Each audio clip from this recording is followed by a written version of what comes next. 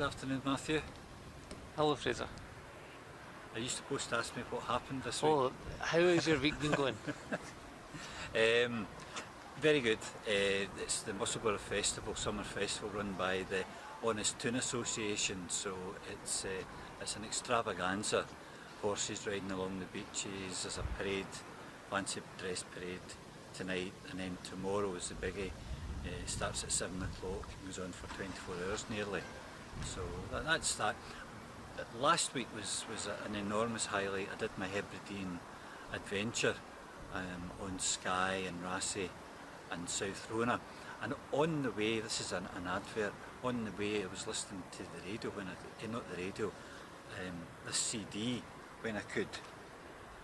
Michael Marra posted Right. Sober, and I've had it for a while but not settled to listen to it, and it's absolutely brilliant. It really is. It's so well produced and it's a delight, and I think one of the tracks is going to be a kind of an anthem for this independence referendum debate, and it's called All Will Be Well.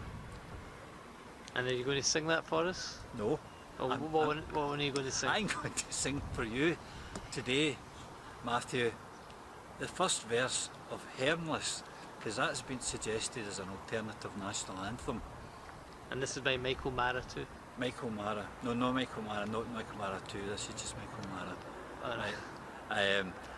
I don't know when I heard it, over 20 years ago.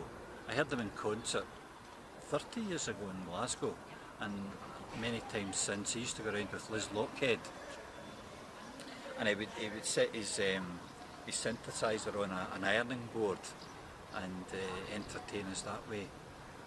I don't know if it was his idea or somebody else's, but they thought Scots Wahey is too bloodthirsty. Here's an alternative, so it's called Hermless. Okay. Right. And I've got a reason for liking it, because I was a librarian.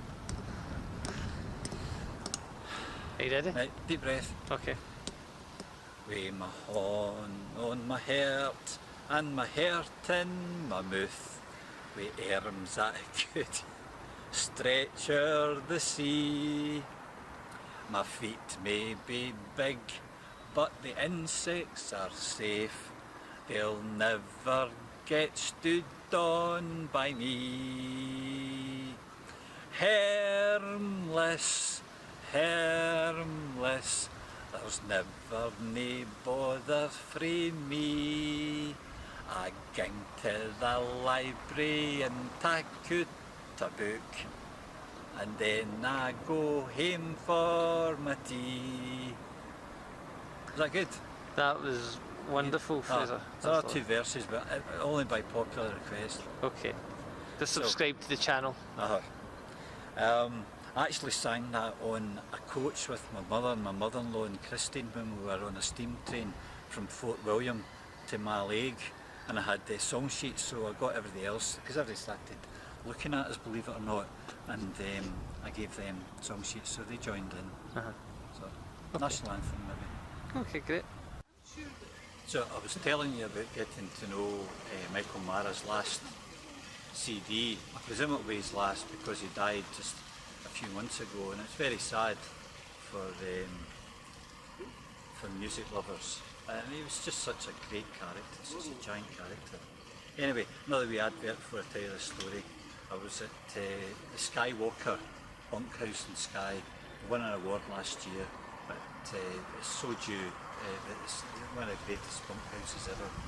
And whilst I was there, on the Friday they said there's a band playing in Carghost, so I went down and struggling to get to the bar, and there was a hen party, and they were all in orange afro wigs, so I ruffled one person's hair and started talking and introduced other people.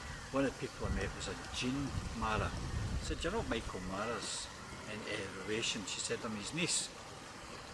And I said, would he have voted yes? And she said, definitely. In fact, he was really sad that he wasn't going to have the opportunity, a bit like Ian Banks. And then she said an absolutely fascinating thing. one of his close relatives, it might even be his brother John, I'm sorry I don't have the detail, is a Labour supporter and a definite no. And before Michael Marra passed away, he said to him, Michael, you'll have your vote. I'm going to give you mine. That was a very touching story.